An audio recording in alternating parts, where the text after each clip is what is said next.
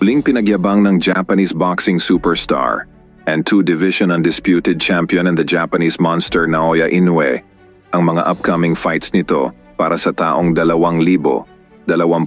sa featherweight division. At dito ay formal na inilatag ng Japanese manager nito na si Ohashi ang big plan ng kanilang fighter na si Naoya Inoue na umakyat ng featherweight division at maging kauna-unahan sa history ng world boxing na maging 3 division. Undisputed champion mula bantamweight, super bantamweight hanggang sa featherweight division. At sa inilabas na pahayag ng kampo nitong si Naoya Inoue ay madiin na pinabulaanan ng kanilang kampo ang kumakalat na bali-balita sa international boxing world na umiiwas di umano itong si Naoya Inoue na makalaban sa super bantamweight ang WBA mandatory challenger nito na si Murodjon Akhmadaliev at ang matagal na nitong iniiwasan noong taong 2021 pa na si Cuadro Alas.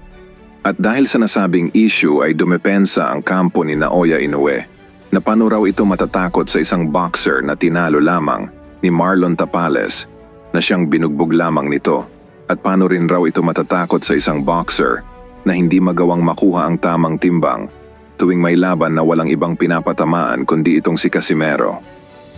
Noong nakaraang linggo lamang ay nagbigay ng formal statement itong kampo ni Akhmadaliev na isang Pilipino fighter ang makakalaban nito ngayon darating na Marso. At inaasahan na ito ay sa katauhan ng ating pambatong si Cuadro Alas. Dahil mula mismo sa kampo ng handler ngayon ni Casimero na si Chavit Singson